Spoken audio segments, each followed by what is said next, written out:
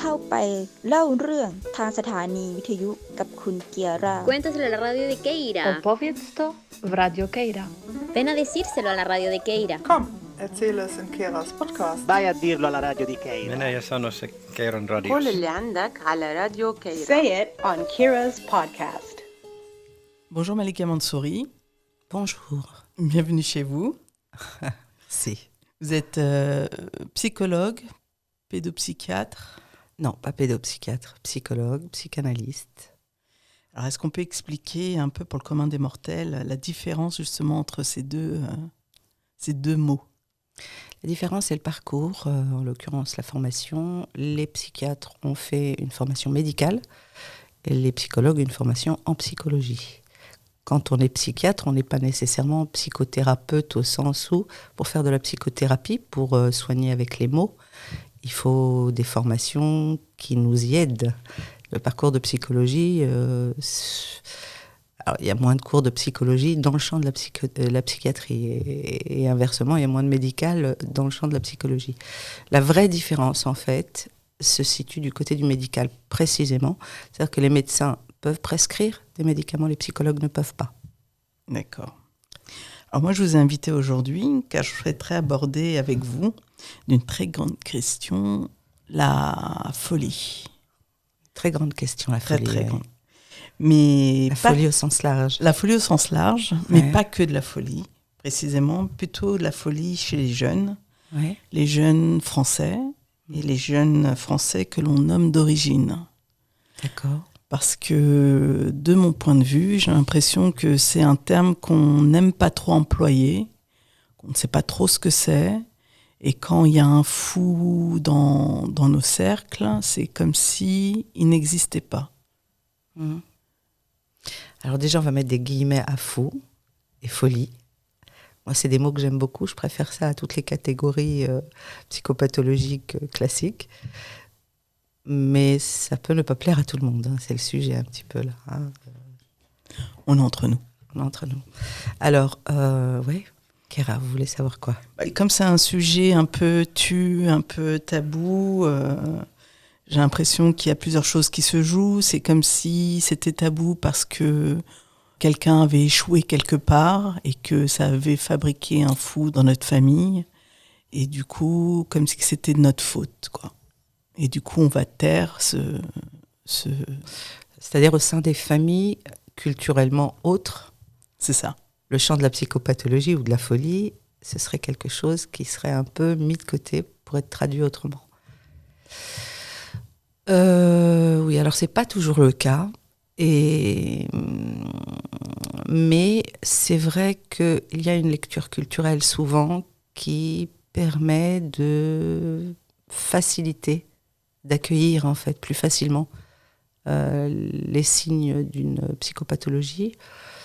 Je dis culturel parce qu'au fond, ça n'est pas rejeter pour autant le système médical classique, mais c'est une tentative effectivement de résorber un petit peu émotionnellement les choses, d'accueillir ça à partir d'une lecture codée culturellement et qui va être moins douloureuse peut-être.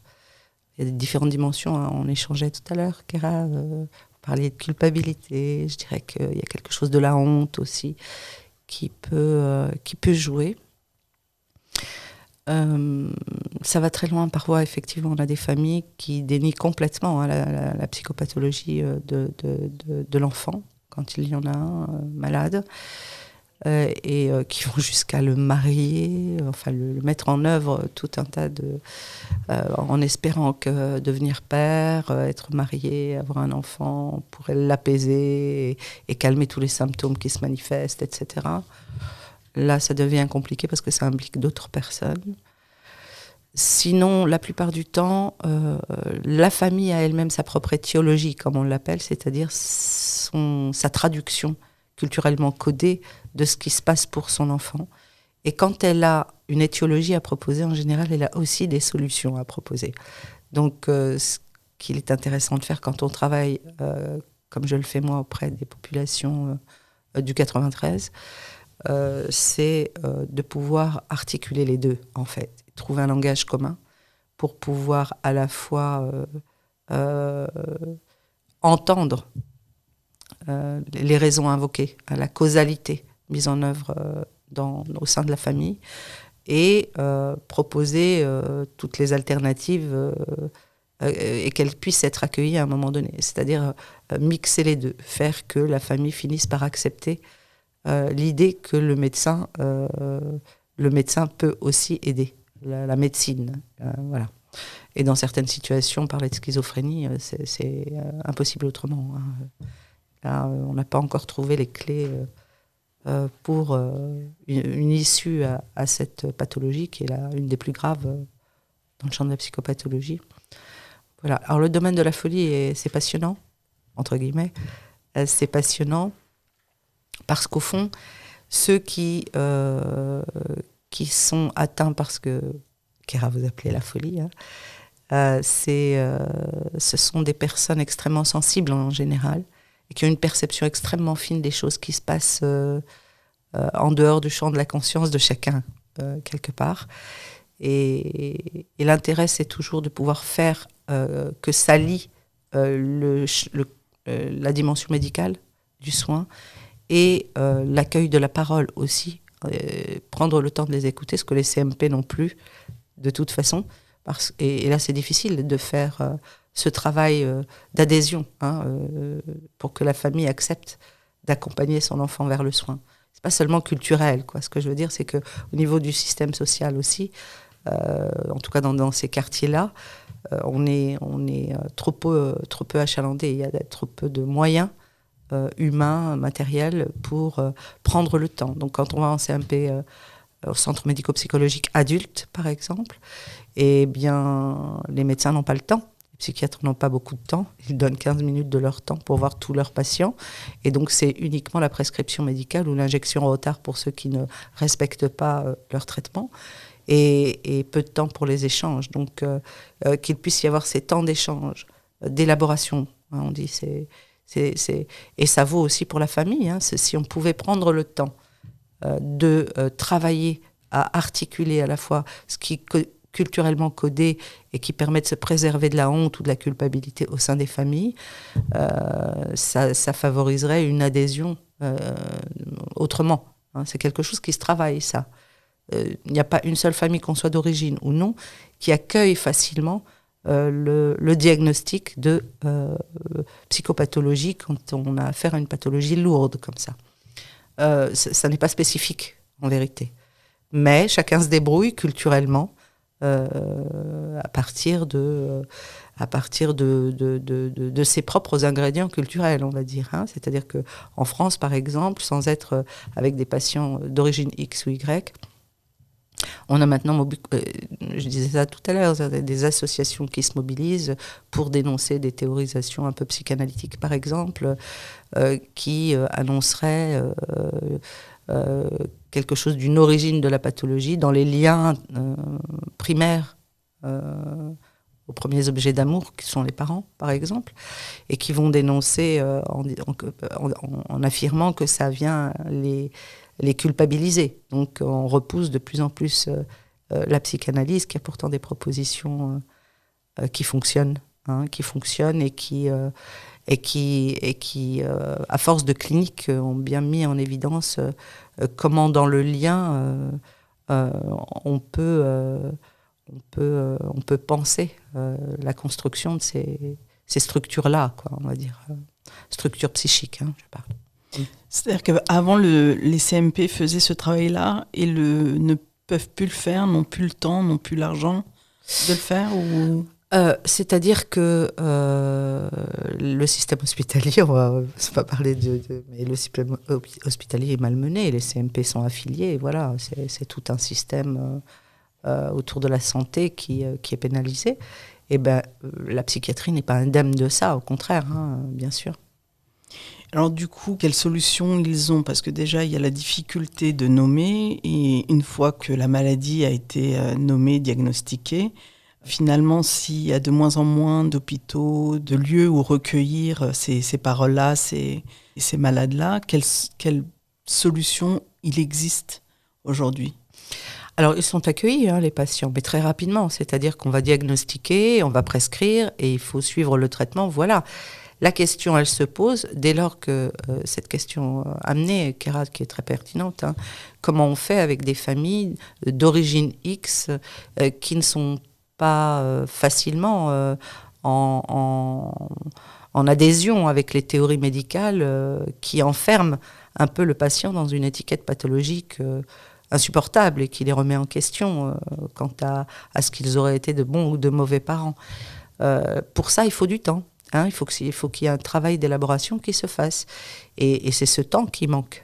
Les patients, eux, sont vus, mais rapidement, trop rapidement. Donc uniquement l'aspect médical est traité et toute la dimension humaine qui va avec est mise de côté. C'est justement toute cette dimension analytique. Parfois, quand le temps est pris pour le faire, ce travail, quand c'est possible, on a une palette de propositions et d'accompagnement. En l'occurrence, il est aussi possible pour ces familles d'origine X d'avoir accès à des consultations dites transculturelles, par exemple, où là, on a un grand groupe de thérapeutes de plusieurs cultures différentes qui se réunissent et qui abordent ça sous l'angle du codage culturellement, des codes culturels, enfin des étiologies, on a des étiologies culturellement codées amenées par la famille, le shour ou la sorcellerie, l'aïn, le mauvais œil, enfin voilà, toutes ces choses-là. On peut travailler aussi avec ça, à déconstruire ensemble et à favoriser justement une adhésion malgré tout à une proposition de soins médicale.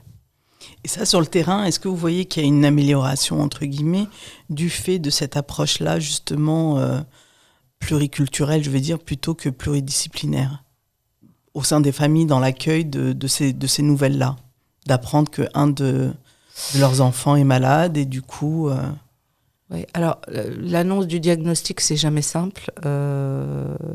Et dans ces espaces-là, en général, on ne nomme pas les choses comme ça. On se saisit des mots proposés par la famille pour travailler avec ces mots-là et faire en sorte que, même avec cette langue idéique, enfin, comment dire, même avec ces idées-là, même si ça se traduit par j'ai été possédé, j'ai été ensorcelé ou autre, bien que là, les cachets de la psychiatrie ne soient pas dans la même culture, ça peut fonctionner. On peut allier les deux, oui. Ça marche comme ça.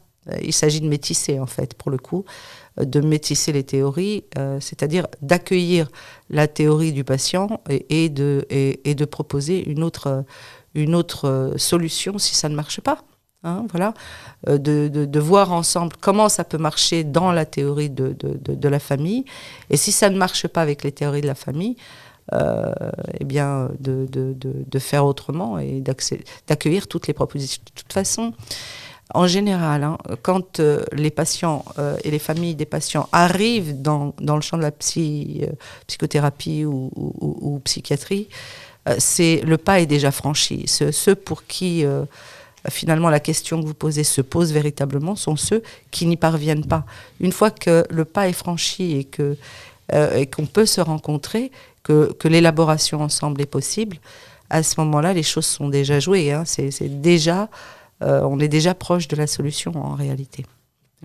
C'est ceux qui n'y viennent pas et qui restent seuls dans les quartiers, qu'on voit errants, ceux-là que les familles n'osent pas parfois accompagner parce que ce serait accepter l'idée qu'il est fou, entre guillemets. Ceux-là, on ne les voit pas, donc on ne peut pas élaborer. Alors comment faire ? Il s'agirait de dire un mot aux familles, peut-être, là c'est l'occasion, c'est ça, de leur dire d'avoir le courage de le faire, en tout cas, d'avoir le courage de passer le cap. Que la folie, c'est terrible, mais c'est beau aussi, finalement, quelque part, quand c'est apaisé. Et ce qui est pire dans la folie, le pire de la folie dans la folie, c'est que si on ne passe pas le cap de tendre vers le soin, eh bien on laisse son enfant souffrir seul. Même si c'est justement pour l'entourer qu'on ne l'emmène pas voir le psychiatre, voir le psychologue. et qu'on n'accepte pas les traitements pour l'apaiser. Les psychotiques ont des angoisses terribles, inimaginables pour les êtres lambda, et sont dans une extrême solitude. On peut bien faire ce qu'on veut autour d'eux, dans la famille, pour les préserver de ce qui serait la violence du médical. Alors, en réalité, on les laisse seuls avec leur souffrance, tout en ayant l'illusion qu'on est en train de les aider. Donc, je crois que toute maman et tout papa qui a un enfant qui présente des symptômes, même s'il est convaincu que c'est du suhour ou du ayn ou autre chose, qu'il fasse le pas, qu'il prenne son enfant et qu'il l'emmène voir le psychiatre et qu'il puisse débattre avec le psychiatre sur ce qu'il peut accepter ou pas, est déjà une issue. Sinon, son enfant est seul avec sa maladie, parce que la folie au sens psychopathologique, psychiatrique, parce que c'était les pathologies lourdes dont il était question, pardon, c'est quand même quelque chose qui peut se présenter avec des hallucinations, avec des délires. Quand on a l'impression de voir un être, on a une hallucination, on voit un être qui nous apparaît et qui est menaçant, ou qui nous demande, qui exige qu'on se jette par la fenêtre ou autre. Pour nous, ça n'existe pas. Mais pour la personne qui est malade, cet être-là existe réellement. Ce n'est pas une fiction. Il le voit véritablement, tant qu'il n'est pas sous traitement. Et que ça n'est pas tassé, comme on dit, par la chimie. Malheureusement, on en est là pour les grosses pathologies. C'est le seul outil qu'on ait pour l'instant. Donc, tasser un peu ça, les délires, les hallucinations, etc., pour qu'il soit moins seul, effrayé, dans le rapport à ces invisibles que les autres ne voient pas. Et puis, dans un second temps, une fois que ça s'est calmé, qu'on puisse ensemble parler. Et c'est celui-là de temps qu'il manque, en psychiatrie adulte souvent. Ce temps-là est nécessaire pour pouvoir transformer les choses, et que le patient progressivement apprenne aussi à identifier ces invisibles comme des invisibles qu'il peut calmer et faire s'en aller avec un traitement et un accompagnement. Justement, dans ces populations-là, entre guillemets, encore une fois, on n'a pas forcément les clés, c'est-à-dire de se dire, bon, je vois qu'il y a quelque chose qui cloche chez mon enfant ou chez un membre de ma famille, et à quelle porte aller toquer. C'est comme s'il y avait tout un apprentissage aussi à faire des parents ou des bien portants, encore une fois, entre guillemets, pour leur dire, bon voilà, il y a telle piste qui existe, à aborder peut-être, on va penser aux médecins de famille, mais pas forcément aux psychologues, aux psychiatres, à l'hôpital, Oui, donc en fait, ce n'est pas seulement la famille qu'il faut éduquer, là, pour le coup, à ces dimensions-là, mais peut-être qu'on permette aux médecins de quartier, il n'y en a plus beaucoup non plus, Bon, il n'y en a plus beaucoup non plus, mais bon, à pouvoir identifier, réorienter, accompagner, ou travailler main dans la main avec des cliniciens, comme on les appelle, on globalise comme ça, des cliniciens, psychiatres, psychologues, psychothérapeutes, quoi. Non, c'est vraiment difficile de faire accepter. Et vraiment, pour toutes les familles, c'est pas simple d'accepter que son enfant a une pathologie mentale lourde. Et peut-être faire en sorte collectivement que ça se dédramatise et qu'on puisse, même le médecin de quartier, puisse accompagner au mieux, quoi. Voilà. Je sais que, sans parler de grandes maladies, quand certains d'entre nous peuvent faire des dépressions, des petites déprimes, ce qu'on veut, c'est aussi des mots qu'on entend entre nous, c'est une maladie de blanc. C'est comme si nous, on n'y avait pas le droit, ou elle n'était pas pour nous. On s'interdit presque d'aller voir des psychologues pour parler de ce qui ne va pas. C'est pas pour nous. Oui. Alors, bon, l'image du psychologue ou du psychiatre, encore pire peut-être, ça fait peur à tout le monde en vérité. Il y a toute une histoire aussi qui raconte ça, et c'est encore une fois pas si spécifique aux gens d'origine X ou Y. Mais c'est peut-être un peu plus fort parce que dans l'expression de la chose, parce que il y a d'autres caractéristiques. Et là aussi, je pense que c'est du côté du codage culturel, c'est-à-dire qu'il y a d'autres dimensions qui habitent les cœurs dans une société où on a un peu la psychologie, la psychanalyse a un peu remplacé les dimensions religieuses, par exemple. Dans un temps pas si lointain, on allait beaucoup plus se confesser au curé quand ça n'allait pas, et puis l'absolution permettait de repartir un peu moins coupable, un peu moins mal, d'être un peu plus apaisé, d'avoir parlé en tout cas. Tout ça, c'est la parole, voilà. Et si les psychologues aujourd'hui, en plus, fonctionnent dans une société qui est moins religieuse, entre guillemets, en tout cas, dans les familles d'origine X, ces dimensions traditionnelles, culturelles, religieuses sont encore très présentes. Donc on va dire, on va faire des doigts, on ne va pas aller voir le psychologue, on va demander à Dieu d'aider l'enfant. Et moi j'ai envie de dire, ben oui, on peut demander à Dieu d'aider l'enfant, mais on peut aussi offrir un espace d'échange à l'enfant ou à l'adulte qui n'est pas bien, ça n'empêche pas. Il faudrait que les deux puissent exister. C'est plus difficile parce que culturellement, ça n'est pas encore intégré dans la bulle collective. C'est de moins en moins vrai quand même. Je pense que c'est de moins en moins vrai. Après, il y a aussi différentes choses qui se présentent. C'est que par exemple, j'ai travaillé longtemps en CMP enfants.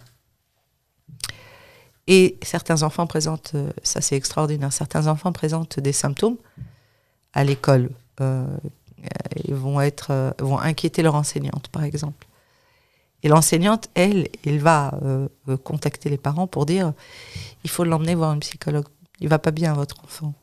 Les parents disent mais non, il va très bien, mon enfant, pas du tout, c'est autre chose, c'est parce que. Et puis finalement, généralement, il aime bien l'enseignante. C'est ça quand je dis quand le médecin de quartier pourrait accompagner. Généralement, il aime bien l'enseignante. Donc, on va y aller, on va voir un petit peu ce que... Voilà. Et souvent, l'enfant qui présente des symptômes, ce que j'expliquais tout à l'heure, c'est aussi un enfant qui ramène les symptômes familiaux. C'est-à-dire les difficultés parentales, les conflits de couple, les problématiques sociales.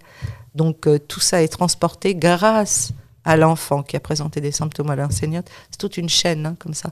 Et il y a beaucoup d'enfants, c'était à Saint-Ouen, donc le 93 toujours, et c'était quasi exclusivement des enfants d'origine X. Et les parents amenaient toutes les semaines leur enfant en consultation. Donc c'est possible, c'est possible. Il faut un relais et de la bienveillance du collectif, j'ai envie de dire. Pour que ce soit saisi comme une chance et pas comme quelque chose de stigmatisant qui enferme dans une autre catégorie, une catégorie encore, j'ai envie de dire. Voilà, on est de banlieue, on est ceci, on est cela, et on est fou, c'est trop, en fait. En même temps, la banlieue voit beaucoup de cas c'est peut-être le sujet d'après, mais on voit beaucoup de difficultés. J'ai un souvenir comme ça d'un enfant qui a été orienté par l'enseignante et que j'accueille avec sa maman, et pour mutisme sélectif, on appelle ça comme ça. L'enfant ne parle pas. Il ne parle pas à l'école. Il ne parle pas. Et la maîtresse s'inquiète. À son âge, on parle. Je ne sais plus quel âge il avait, mais CP peut-être. Et à son âge, on parle, tout le monde parle. Lui ne parle pas. Pas un mot. Donc, il y a un problème. Et on oriente la maman et l'enfant au CMP. Et je reçois cette mère et cet enfant. Et elle me dit, je ne comprends pas, moi, à la maison, il parle tout le temps. Et à l'école, il ne dit effectivement pas un mot. Qu'est-ce qui se passe pour cet enfant ? Et moi, je me dis que c'est peut-être l'enseignante, c'est peut-être les élèves, il est peut-être pas bien là-bas, mais en tout cas, il va bien. Mon fils, il parle à la maison. Et puis, donc, je prends le temps d'échanger avec cette mère et j'apprends en fait qu'elle est très, très inquiète. Elle est sans papier, cette femme. Et donc, plus que la question d'origine, on a aussi les dimensions sociopolitiques de réalité sociale vécue par les familles et qui viennent comme ça impacter l'ensemble des membres de cette famille, dont l'enfant, qui est souvent le révélateur des symptômes de la famille, lui. Alors, l'enfant ne parle pas à l'école, c'est le lieu de la socialisation, là, l'école, pour l'enfant. C'est le lieu de la socialisation. Et donc, il va dans la société, sa petite société à lui, et il va y dire quelque chose. Hein, il va y dire quelque chose. Il va y dire qu'il n'y a rien à dire, qu'il n'y a pas de mots pour dire, en fait. Hein, c'est ça qu'il va faire. Il va là-bas et il dit, il n'y a pas de mots pour dire. Et heureusement, l'enseignante, elle est formidable. Hein, et elle a identifié les symptômes, elle l'oriente, et je l'accueille. Cette mère, elle me raconte qu'elle vit dans un squat avec son enfant, et que malheureusement, très bientôt, ils vont détruire l'immeuble et il va y avoir une répartition en deux groupes. Un certain nombre des gens qui vivent là auront les papiers et on leur trouvera un hébergement, et l'autre moitié non. Donc ils seront raccompagnés vers la sortie, on va dire. Et cette mère ne savait pas dans quel groupe elle allait être, donc elle était extrêmement angoissée. Et l'enfant était collé au corps de sa mère, et lui, dans mon bureau, ne disait pas un mot, effectivement. Ne disait pas un mot. Donc, ils repartent après la consultation. Je donne le prochain rendez-vous. La maman n'est pas venue au rendez-vous d'après. J'étais très inquiète. Finalement, 15 jours après, 3 semaines, je ne sais plus, j'ai de nouveau des nouvelles. Elle m'appelle elle-même. Elle prend un rendez-vous et ils viennent me voir tous les deux. Et dans la salle d'attente, dès que j'ouvre la porte, le petit garçon me dit « Bonjour ». Et là, je m'étonne d'entendre sa voix. Et la maman me dit qu'ils viennent d'apprendre qu'ils seront dans le groupe des gens qui auront les papiers, qui seront inscrits socialement, qui auront un logement, et qu'il va pouvoir continuer à aller à l'école. Le problème de ce mutisme-là avait totalement disparu après. Je n'ai rien fait, hein. Je les ai juste accueillis. Je leur ai permis de se poser, de dire les choses qu'il y avait dans ce qui vibrait fort et douloureusement. Alors la maman avait ses propres soucis, dans lesquels il était complètement baigné, lui évidemment, mais c'est lui qui a présenté des symptômes à la société. Hein. Donc moi je l'ai accompagnée. Elle est venue me remercier beaucoup, cette maman. Je les ai reçus une seule fois. J'ai pas fait grand-chose. Voilà. Donc la folie, la maladie, la souffrance, toutes ces choses-là se traduisent de mille et une manières selon la langue culturelle, on va dire, les idées, les concepts que développe une culture, qui nous aident autant qu'elle nous enferme potentiellement. Hein, voilà. Donc il faut se saisir des bons aspects de la culture pour pouvoir amener les choses autrement, mais il faut des relais pour ça. Voilà. Là, l'enseignante a été un relais. C'était pas une histoire de culture, là, c'était une histoire sociale, mais c'est pareil pour la culture. Le médecin qui entend une maman qui dit de son enfant, bah non, il est pas fou, c'est autre chose, je vais lui faire ce soir une préparation, une mixture, où je vais aller voir la guérisseuse du coin ou je ne sais quoi.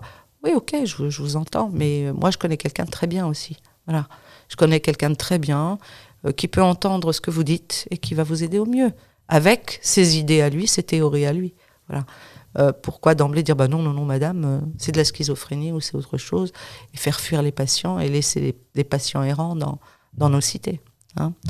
Voilà. À mon avis, pour la schizophrénie, ça m'étonnerait. Je pense que la plupart des gens sont traités. Mais il y a d'autres psychopathologies, effectivement, qui sont laissées au bon soin des familles ou à rien du tout, d'ailleurs. Et c'est terrible. C'est terrible. Est-ce qu'on peut parler du livre que vous avez sorti en 2013 ? Oui. Révolte postcoloniale au cœur de l'Hexagone. Oui. Où c'est 15 garçons, il me semble, adolescents, 15 ? J'avais rencontré 15 jeunes, je crois, oui. 15 garçons. Ça date un peu maintenant. Ouais. Ouais. On va remettre un peu dans le contexte. Ouais. Donc là, le point déclencheur, si on peut dire ça, c'est les émeutes de 2005. Oui. Et du coup, c'est votre lecture de ces événements-là, Et du coup, quelle question est arrivée? Qu'est-ce qui vous a donné envie de faire ce bouquin? Bon, ça, c'était une étude donc doctorale, une recherche que j'avais menée. Mais c'est pas la première étude que j'avais fait. Avant ça, j'avais quand même travaillé sur la question de l'émergence du voile dans la société et de la démultiplication pour les jeunes adolescentes du port du voile. On disait le voile, le foulard à l'époque. Voilà, maintenant, on a le djellbab, etc. Voile intégral. Oui, alors, ce sont les jeunes filles qui m'ont d'abord interpellée, premièrement en 2004. J'ai été très fortement interpellée. La question de ce travail central, c'est plus que de parler du colonial ou de l'esclavage, même s'il faut justement en parler maintenant. On commence à en parler. Ça frite un peu dans la société. On entend les pour, les contre. Bon, il y a des grands débats. Mais il faut absolument en parler, quoi qu'en disent les autres, j'ai envie de dire. Voilà. Moi, j'ai été très fortement interpellée par les jeunes filles après la loi qui est parue en 2004 et qui interdisait le port du voile à l'école. Et qui ont montré une manifestation de jeunes filles défilant dans les rues de Paris contre cette loi. Et je regarde ces images à la télé comme plein de gens et ce que j'aperçois en premier lieu, c'est que beaucoup d'entre ces jeunes filles ont utilisé le drapeau bleu-blanc-rouge en guise de foulard islamique. Et elles brandissaient comme ça leur carte d'identité à bout de bras, comme si c'était une arme. Et quand moi, pour des histoires personnelles à ce moment-là, je lisais un peu sur l'Algérie et sur l'histoire, et quand j'ai vu ces images, c'était pour moi comme une espèce de retour du refoulé, on appelle ça comme ça en psychanalyse, une espèce de collectif, c'est assez étrange, hein, comme si quelque chose de l'histoire était en train de se rejouer dans les rues de Paris, quelque chose qui s'était produit il y a bien longtemps, c'est-à-dire qu'il y a début du siècle dernier, les arrière-grands-parents ou les grands-parents, eux, défilaient aussi pour demander l'égalité des droits dans les colonies, en Algérie en l'occurrence, qui demandaient l'égalité des droits, qui défilaient pour ça, et l'égalité des droits, ça passait par l'obtention de la citoyenneté, qu'ils n'avaient pas, ils avaient la nationalité, mais pas la citoyenneté. Et on leur refusait que c'était impossible du fait de leur religion. Enfin, je caricature le trait, mais quelque chose de cet ordre-là. Et ces jeunes filles, elles me sont apparues, moi, comme si elles disaient, ok, bien maintenant je suis française, je suis citoyenne française, eh bien ma religion, je vais l'affirmer. Donc ça, c'était les premières intuitions en regardant ces scènes dans les rues de Paris. Je me suis dit quelque chose du retour du refoulé. Mais qu'est-ce qui serait refoulé? Mais qu'est-ce qui s'est passé pour que dans les générations suivantes, quelque chose vienne réémerger dans les comportements, les actes, les discours de cette jeunesse? Et progressivement, les événements se sont accélérés. En 2005, on a eu l'émergence de l'association politisée, les indigènes de la République. Là encore, j'étais interpellée par cette terminologie. Peu de temps après, on a aussi une loi qui voulait enseigner les bienfaits de la colonisation à l'école, quelques mois après. Tout ça, c'est dans la même période. Donc, il s'est passé quelque chose entre 2004 et 2005, en tout cas qui m'ont, moi, bien interpellée. Et là, je me dis, c'est des deux côtés. Qu'est-ce qui se passe, en fait, Et ça se termine cette année par les émeutes de banlieue. C'est une année très riche, 2004-2005. C'était un temps très riche autour de cette question-là, et j'entendais que personne n'entendait. Qu'il se passait quelque chose, en tout cas, dans cette jeunesse, chez ces jeunes, et dans la société aussi. Et pareil pour les émeutes, à un moment donné, un journaliste tend le micro à un jeune homme et lui dit « Mais pourquoi ?» Et il répond en brandissant sa carte d'identité. Et là, je me dis « Ok, la question de l'identité, la question des blessures liées à l'histoire, et à la question de l'identité, de la citoyenneté, et le rapport à la mort aussi. Ces morts-là, que personne ne pleure avec moi, me disait-il. Mais j'ai écrit un article là-dessus, que j'ai intitulé comme ça. Mais qui va pleurer mes morts avec moi? Comme si on pouvait mourir sans que ça n'intéresse personne.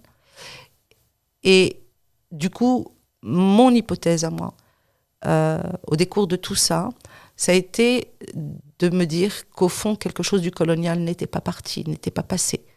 Voilà.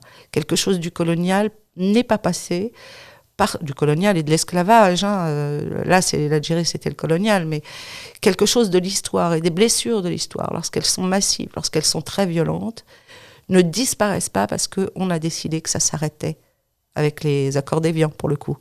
Ça ne disparaît pas. Et ceux qui ont vécu les violences sont traumatisés par ces violences.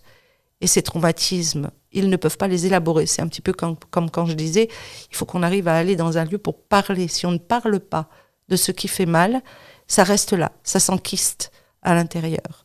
Et donc, la première génération, celle qui a vécu ces souffrances, ces violences, n'a pas trouvé de lieu pour pouvoir en parler.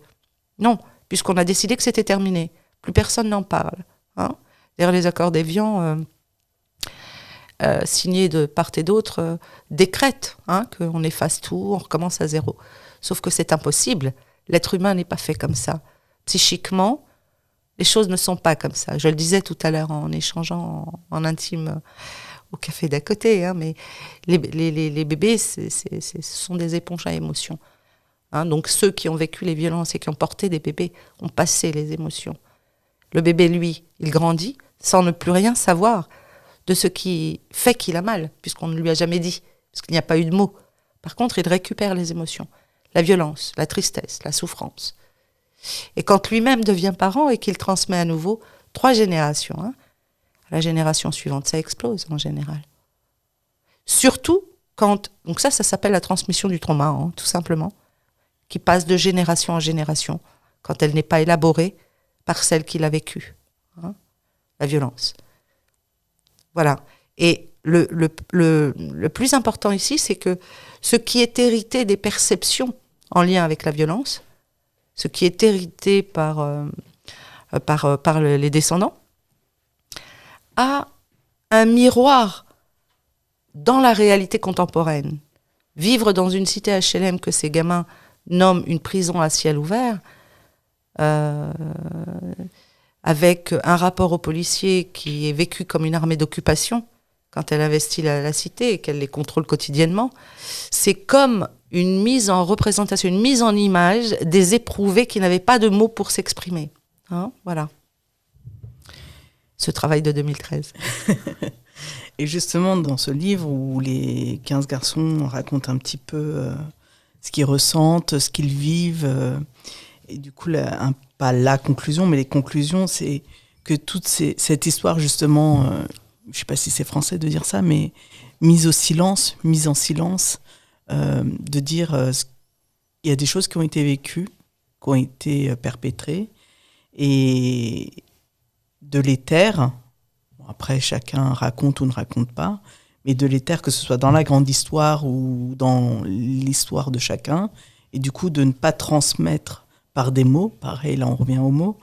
Il en ressort une frustration, une colère, après tous les mots de ces champs lexicaux qui peuvent amener à... C'est Maboula, je crois, Soumaoro, qui disait que le racisme aussi peut amener à la folie. C'est une question? Non. Mais on peut en parler. On peut en parler, oui. Ce qui peut vraiment se passer dans ces cas-là, c'est que effectivement, c'est une phrase de Fanon, Frantz Fanon, que j'aimerais citer ici puisque c'est l'opportunité, à qui il faudrait aussi donner davantage la parole d'outre-tombe à travers ses travaux. Fanon disait, lorsqu'on est acculé au désespoir, il n'y a que 2 solutions. Il n'y en a plus que 2. Ou la folie, ou la révolte violente. Donc la révolte, là, pour le coup, c'est un moyen de ne pas devenir fou. Donc la révolte ici est saine. Oui, de toute façon, la colère, Il faut la transformer, sa violence, hein, pour en faire quelque chose. Hein. On est nombreux à être comme ça. Il faut la transformer. Hein. On n'est pas obligé, comme les adolescents, d'aller casser des voitures, de brûler ou de faire n'importe quoi. Mais oui. Même casser des voitures et brûler et tout, ça raconte quelque chose et ça dit quelque chose. Oui, bien sûr, bien sûr.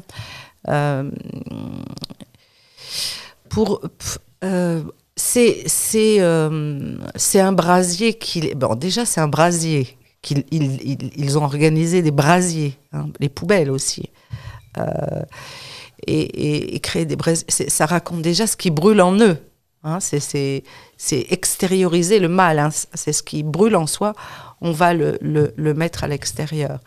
Mais c'est aussi brûler cette société de consommation qui ne nous accueille pas, qui ne nous inclut pas, qui nous fait miroiter l'inclusion. On dit souvent il va falloir les intégrer. Alors qu'est-ce qu'on peut faire pour l'intégration, etc. La réalité, c'est que ces gamins sont bien d'ici. Hein. C'est ça le paradoxe. Ils sont vraiment d'ici. Hein. Quand on accepte d'échanger vraiment avec eux individuellement, on se rend bien compte que c'est des enfants d'ici. Mais à l'inverse du collectif, ces enfants nous disent ils ne nous incluent pas, ils ne nous intègrent pas. Voilà. Donc, qu'est-ce qui brûle ? Qu'est-ce qu'on a envie de brûler ? Il y a eu quelques écoles qui ont été attaquées à cette époque-là, hein, quand même. Hein. C'est pas rien, comme symbole. L'éducation nationale, c'est un lieu à préserver à tout prix. Mais s'attaquer à l'école qui vend le rêve de l'égalité, le rêve de possibilité, et qui ne tient pas ses promesses, ça c'est puissant comme violence non intentionnelle, hein, mais qui vient se mirer dans l'héritage et se traduire par les éprouvés intériorisés. Hein.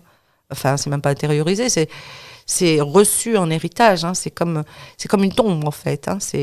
C'est la chose, la violence qui s'est comme installée, hein, et qui passe de génération en génération, et qui est là, et qui va trouver tout à coup en face un support pour pouvoir soulager intérieurement. Voilà. Les poubelles, les voitures. Il y a un jeune homme avec lequel j'avais mené un entretien, je lui avais dit quand même, les voitures, les voisins ne sont pas nécessairement riches, c'est pas cool. Et il m'avait répondu, ouais, je sais, il est tout jeune, hein, c'est vraiment rien. Je dis, oui, je sais. D'ailleurs, c'est quelqu'un que j'aime bien, là, sa voiture, elle a brûlé. Je suis désolée, mais sur le coup, on ne se rend pas compte, on prend ce qui nous tombe sous la main parce qu'on ne sait pas à qui ou à quoi s'en prendre. Voilà. Donc il y a quelque chose d'une dimension pulsionnelle aussi, qui est propre au temps de l'adolescence, hein, en termes de construction, de développement. Chez l'humain, c'est universel. Hein. Ce temps qui est un processus particulier, hein, qui en soi est violent pour le jeune en plus. Hein. Ça brûle aussi, hein, quand le corps se transforme, etc. Et quand à ça se rajoutent les violences éprouvées, parce que le temps de l'adolescence, c'est un temps particulier qui réinterroge la filiation. C'est-à-dire que pour pouvoir se construire un devenir adulte, ce jeune va devoir un petit peu, comment dire, aller réécrire son histoire, aller chercher, hein, comme ça, dans la filiation, des ingrédients qui vont lui permettre en même temps de se détacher des parents et de devenir un sujet à part entière. Voilà. Et quand il va questionner ce passé, qu'est-ce qu'il trouve, hein ? Sinon le vide lié au déni collectif, hein. Et le déni, c'est pire que tout en fait, hein. C'est le meilleur moyen que personne n'oublie jamais. Voilà. Or, pour pouvoir se débarrasser de tout ça, il faut pouvoir oublier. Mais avant d'oublier, nous avons tous besoin de nous rappeler. Si nous ne nous rappelons pas, nous n'oublions pas. Ça se présente de 1001 manières. Psychosomatique, maladie, folie, colère, révolte. Et parfois pire, on a vu un peu ça ces dernières années. Justement, par rapport aux émeutes, le jeune qui disait je connais mon voisin, la voiture et tout, mais on ne sait pas à qui s'en prendre, mais finalement, ils s'en prennent à personne, puisqu'ils s'en prennent qu'à des choses. Que ce soit des lieux, que ce soit des voitures, des poubelles, peu importe. Ils s'en prennent à personne. Oui, alors il s'attaque un petit peu à la police dans des espèces de jeux guerriers. Ils sont plus abîmés que à l'époque, en tout cas, c'était. Je veux pas dire de bêtises, j'allais dire c'est pas bien méchant, mais en fait c'était quand même quelque chose d'assez violent, hein, la confrontation. Les cailloux, voilà, c'était. Mais il y avait une telle colère qui mêlait vraiment quelque chose des violences de la réalité de la périphérie et des contrôles aléatoires, qui se terminent par des morts là quand même, et la récurrence, ils le disent, la récurrence des morts dans les quartiers. Et l'impunité. Donc cette dimension-là pour eux. Oui, ce jour-là, c'était quelque chose qui venait dire en fait toute l'humanité des jeunes décédés dont on ne parlait même plus. C'est-à-dire que pendant les émeutes, entre guillemets émeutes, hein, j'aime pas ce mot-là, moi c'est pour ça que j'ai intitulé ça révolte. Ça fait meute aussi. Là encore, on peut y voir tout ce qu'on a envie de voir. Enfin, bon, bref, donc. Ces jeunes, ils le traduisent bien d'ailleurs eux-mêmes, il n'était plus question à partir de là que les morts dans les quartiers disparaissent dans l'anonymat et que plus personne n'en sache rien.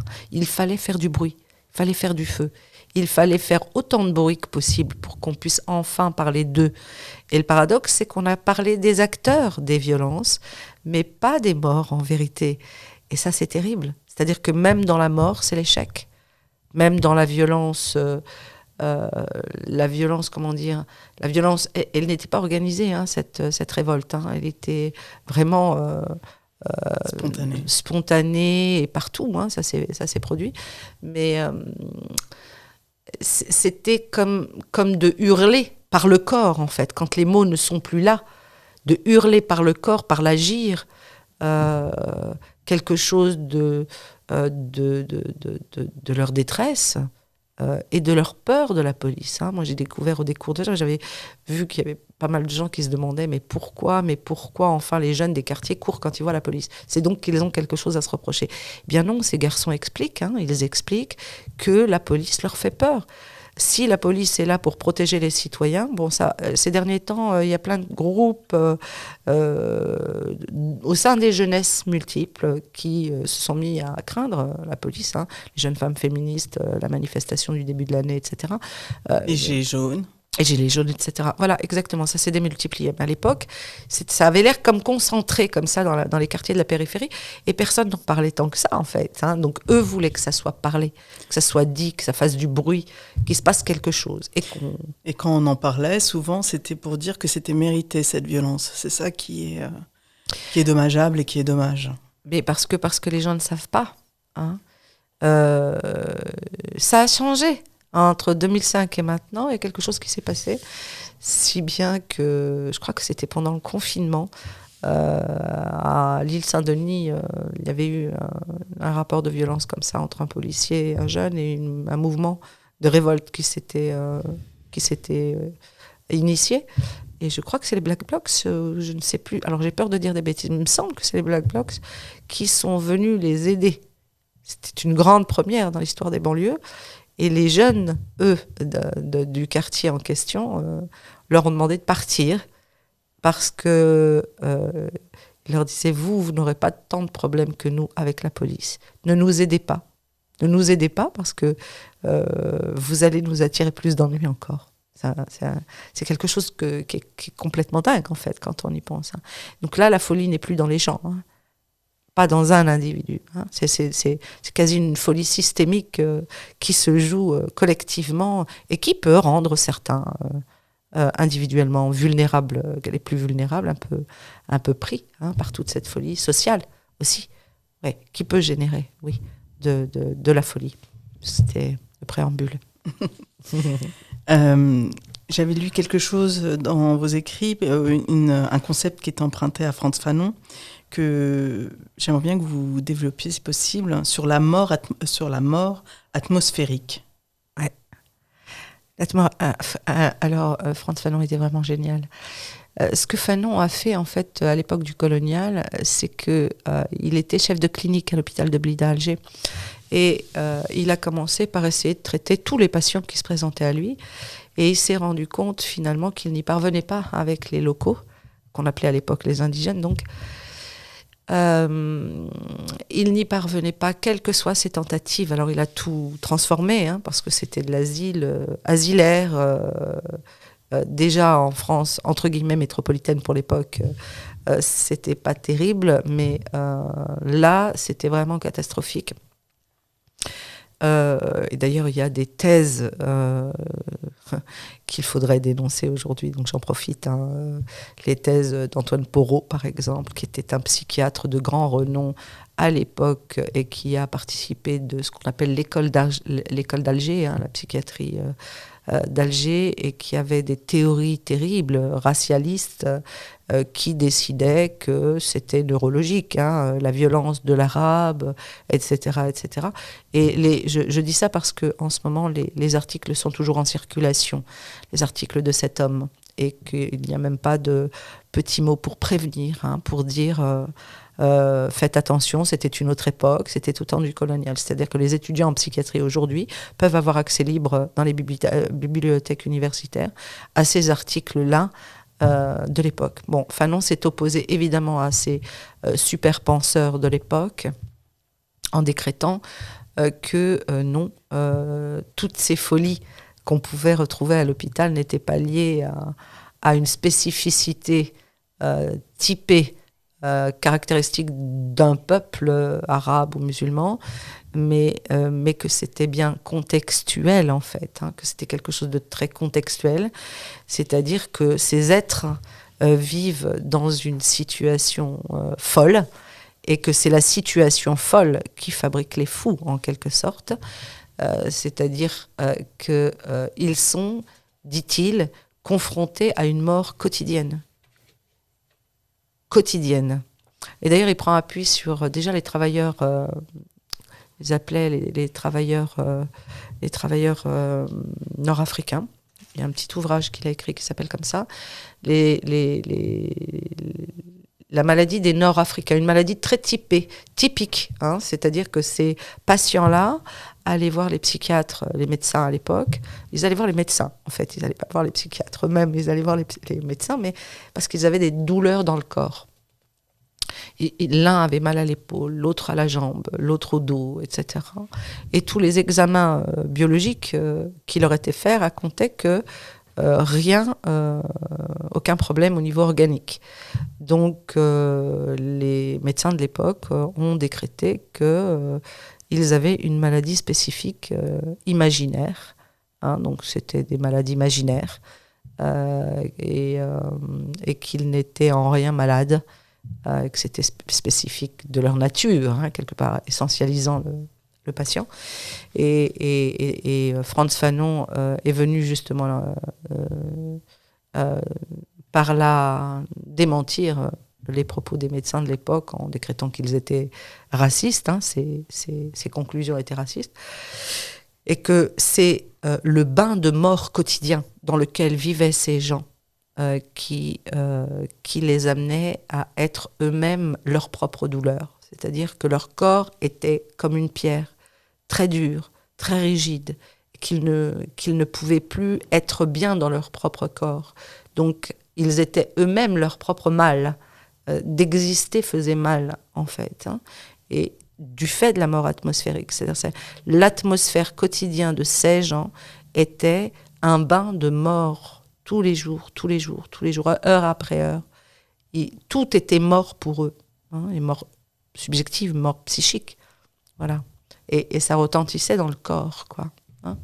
Du coup, ça fait vraiment écho à cette année 2005 qu'on appelle révolte, émeute, peu importe, mais effectivement à cette redondance de mort au sein des garçons des quartiers, Oui. que l'on nie la possibilité même de faire le deuil, dans le sens où ces morts-là sont presque légitimes, normales, puisque ça doit être dans leur ADN ou... Alors, c'est beaucoup plus subtil maintenant. Les choses sont beaucoup plus subtiles. À l'époque, c'était structurel. Hein. Les choses étaient organisées de cette manière-là.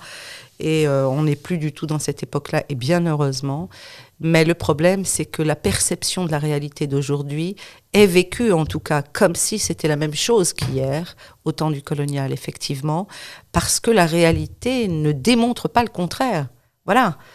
Est-on dans le même temps que l'époque du colonial, où les êtres étaient soumis à un régime spécifique, au code de l'indigénat, à une soumission, à l'interdiction de ceci et de cela? Non, bien sûr que non. Nous avons tous les possibilités aujourd'hui d'accéder à d'autres choses, mais qu'est-ce qu'il faut ramer, hein? Qu'est-ce qu'il faut ramer? Et pour la majorité de ces enfants dans les quartiers, leur seule réalité n'est que le reflet de ce dont ils ont hérité au niveau émotionnel, de ce traumatisme colonial. Voilà. Donc l'idée, c'est qu'on y serait encore. Voilà. Et effectivement, si on avait moins de morts chez les jeunes dans les quartiers, ça ne viendrait pas réveiller tous les éprouvés engrammés à l'intérieur des personnes, hérités, et qui viendraient leur dire « Eh ben, on est sous colonie, on est encore sous domination, on est encore des dominés. » Voilà. Oui. J'ai reçu il y a quelques semaines de cela une personne qui s'appelle Victoria Cabella, qui, elle, était très centrée sur un cas, je ne sais pas si vous en avez entendu parler, d'un garçon qui s'appelle, alors je préfère prendre la feuille où il y a son nom, j'ai toujours peur de mal prononcer, c'est Loïc Kachuang. Je ne sais pas si vous en avez entendu parler ou si vous vous souvenez. C'est l'histoire d'un jeune garçon d'origine camerounaise, il me semble. Il doit avoir une vingtaine d'années, qui était dans un quartier parisien et qui est mort sous les coups d'une bande. C'est une bande rivale qui était venue d'un autre quartier. C'était par rapport à une histoire de territoire, de drogue, de je ne sais plus quoi. Et elle, ce qui l'intéressait, c'était comment une bande pouvait se tourner comme une meute et s'en prendre à l'un des leurs, mais juste du fait d'être dans le groupe adverse. Et du coup, elle voulait vraiment parler de ce cas-là, et elle en parle souvent quand elle a l'occasion, c'est de se dire comment ça se fait que peu de personnes aient parlé de ce jeune-là, donc Loïc, qui était considéré comme à part dans le quartier, un peu fou, SDF, et comment ils étaient une dizaine ou une quinzaine à s'en prendre à lui de façon presque raisonnée, on va dire. Je ne sais pas si vous en avez entendu parler. Alors, ça me parle un peu. Comme ça, je ne pourrais pas le recontextualiser véritablement. Tout ce que je peux dire par rapport à ça, c'est que ce qui est terrible, et ce que décrit très bien Fanon aussi, c'est qu'avant que les personnes colonisées se rassemblent, et ça vaut pour tous les groupes dominés, c'est là où finalement quelque chose de la domination se rejoue vraiment, même si on n'est plus au temps du colonial, et ça se rejoue parce que ça habite encore les gens dans le rapport à l'autre. Fanon disait que avant de se révolter contre le dominateur, le colonisateur, les gens s'entretuaient entre eux. Ils s'en prenaient à leurs voisins, à leurs frères. Et lui raconte la faim. La faim. Les gens avaient faim. Et ils se battaient pour une date, dit-il. Pour une date. La faim, c'est quelque chose qui rend fou, quelque part. Il y a quelque chose. Mais la faim, c'est aussi la faim culturelle.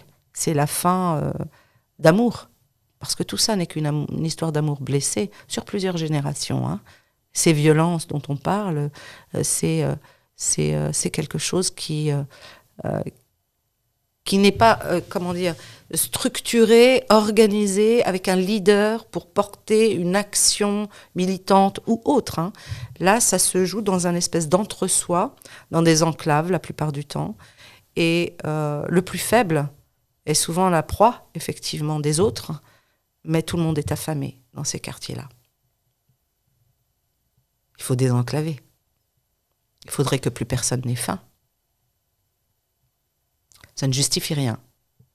Mais souvent, le plus faible, dans des endroits de vulnérabilité, crée comme ça une hiérarchisation où on va se sentir peut-être un peu plus exister en violentant ou en expulsant cette violence. Et ce qui est terrible, c'est que c'est de plus en plus jeune et de plus en plus groupal, effectivement.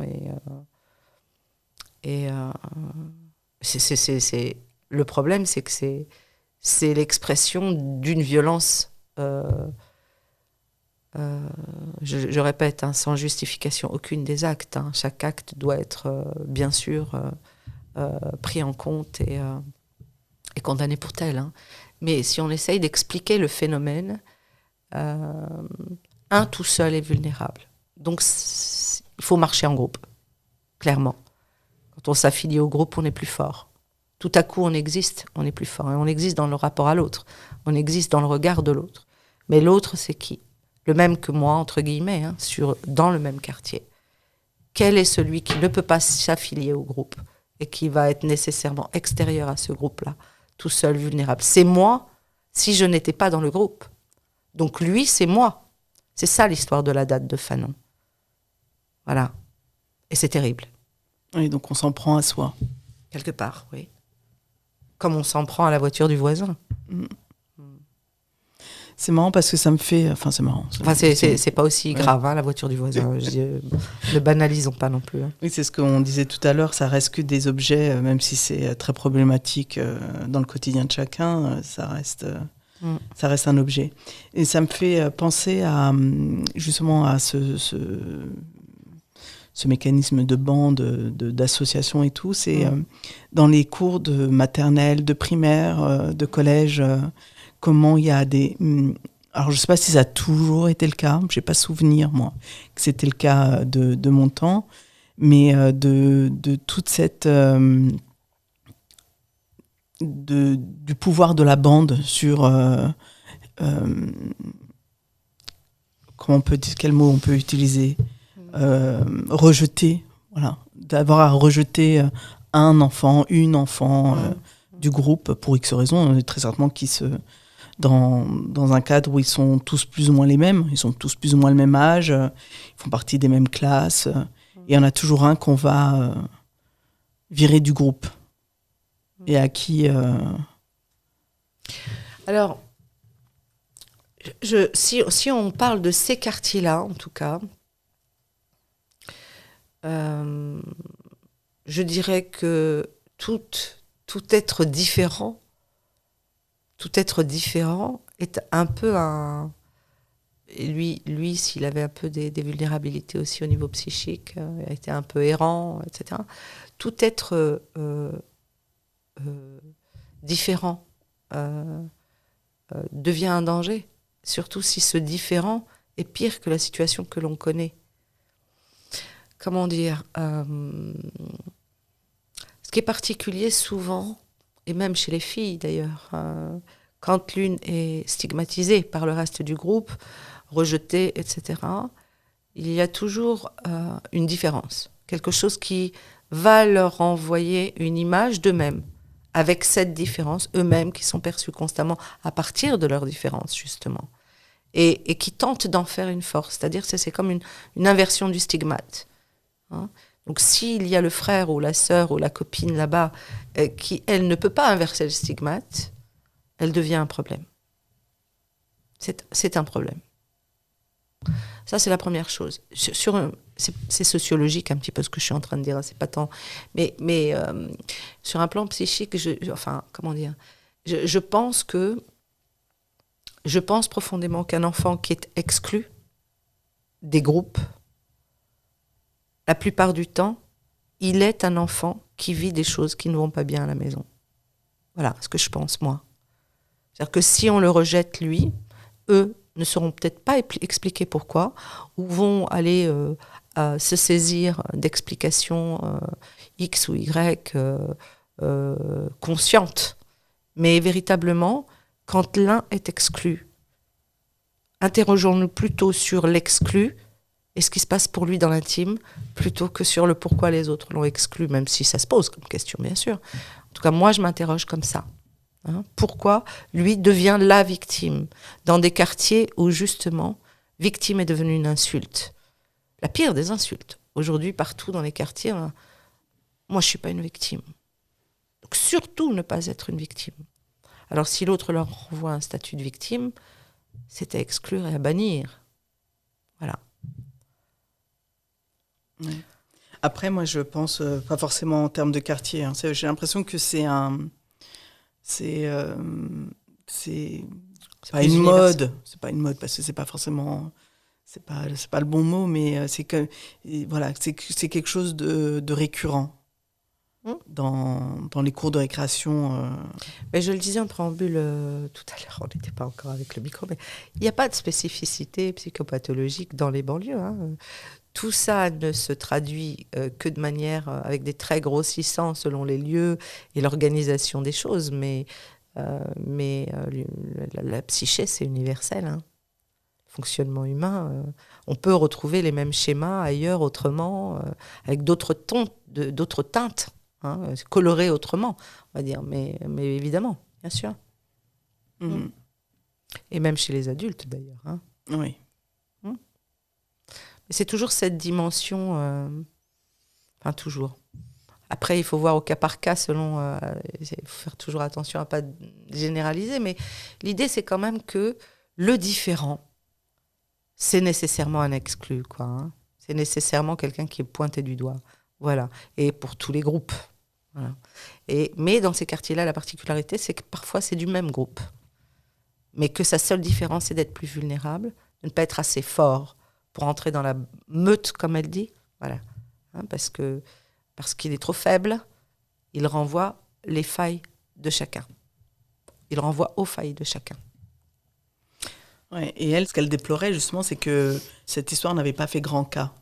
Et qu'elle trouvait que c'était hallucinant. Mais les histoires de banlieue ne font pas grand cas, malheureusement. Eh oui. Sauf quand ils sont acteurs de violence. Voilà. Mais quand c'est en un entre-soi, ça ne fait pas tant grand cas. Sinon, on n'aurait pas eu les émeutes de 2005. Si ça avait fait cas. Oui, parce que finalement, ce qui a gêné le groupe, c'est qu'ils subissent, dans le sens où il y avait le couvre-feu. C'est à cause d'eux. Et donc, du coup, là, c'est embêtant. Mais s'ils pouvaient s'entretuer entre eux, brûler leur voiture entre eux, c'est pas trop grave. Ben, c'est souvent ce que je dis, moi. C'est-à-dire qu'avant que l'on ait les problèmes contemporains de violence qui naissent dans les banlieues, etc., j'inclus les problématiques dites de radicalisation ou autres. Avant qu'on connaisse tout ça, à ma génération, donc beaucoup plus tôt dans le temps, dans les années 80, on avait d'autres formes de violence dans les quartiers qui étaient notamment la toxicomanie, mais consommée par les jeunes. Là, aujourd'hui, on a les vendeurs de shit et de tout le reste. Là, on avait des consommateurs. Je veux dire, les jeunes mouraient quotidiennement d'overdose dans les caves des cités, etc. On n'a pas fait grand cas non plus. Cette violence-là, elles sont où les études ? Qui en parle ? Ça ne fait finalement parler que lorsque la violence s'extériorise dans le social et que ça vient déranger la bonne société, en fait. C'est ça. À ce moment-là, on ne peut pas ne pas en parler. Mais on en parle d'une manière tout à fait particulière, quand même, parce que les émeutes de banlieue, déjà émeutes de banlieue, ok, bon, des émeutes, ok, le mot veut dire ce qu'il veut dire. Mais en même temps, les analyses, qu'elles soient politiques, journalistiques, etc., elles étaient terribles. Moi, j'ai entendu une phrase du type, elle doit être dans le bouquin, une phrase du type il faut virer. Il faut se débarrasser de cette racaille à la parentèle étrangère. À cette époque-là, c'est puissant comme phrase, ça, quand même. Hein. Donc, quand est-ce que ces enfants seront enfin des Français et qu'ils auront la possibilité de ce qu'ils rêvent en réalité, à savoir devenir des anonymes dans ce pays, hein, avec toutes les possibilités de chacun, quoi. Hein. Et de ne pas être seulement le délinquant, le voleur. Ou juste le français d'origine. Ou juste le français d'origine, voilà. C'est-à-dire que même quand il est bien établi dans la société, il reste ce français d'origine. Ah oui, toujours. Donc l'anonymat, c'est pas pour tout le monde. Est-ce que c'est possible ? Qu'est-ce qui définit les paramètres, les caractéristiques, en fait ? Il y en a quelques-uns qui proposent des solutions. Il faudrait changer de prénom, dit-il. Ce monsieur, comment il s'appelle déjà ? Huile d'olive, non ? C'est Olive. Bon, bref. Il n'a pas changé son nom, hein, lui. Non, mais il ne s'appelle pas pour autant Olive. Avec l'histoire, justement l'histoire d'où il vient, avec l'histoire du colonial, seuls les prénoms ont été changés à l'époque. Tout le monde n'a pas changé son nom, voilà. Donc peut-être qu'il faudrait changer les prénoms. Les nouvelles générations essayent d'ajuster un petit peu, d'enlever des H, des R qui roulent, je sais pas. Bon. Mais en vérité, les cheveux frisés, ça part pas comme ça. Les brushings et tout, ça fait tomber les cheveux. Moi, j'aime pas. Hein. Bon, voilà. Et je crois que on peut transformer les choses, mais on ne peut le faire que collectivement. Et cette décision, elle est d'abord politique. C'est-à-dire qu'il faudrait transformer les choses. Après les émeutes, il s'est passé beaucoup de choses au niveau politique. Hein. Maintenant, on voit des visages colorés à la télé. Hein. Chroniqueurs, un peu quand même. Il n'y avait pas autant, même si on n'a pas tant que ça. Un peu. Mais c'est depuis les émeutes de banlieue. Hein. C'est depuis. Hein. Il y a une demande de Chirac et Villepinte à l'époque qui ont demandé à ce qu'il y ait une introduction de ces visages invisibles, etc. Voilà. Donc ce sont des petites décisions qui permettraient peut-être d'ouvrir un peu plus de portes, que le plafond de verre pour ces enfants-là ne s'arrête pas au seuil de leur HLM bétonné. Hein. Voilà.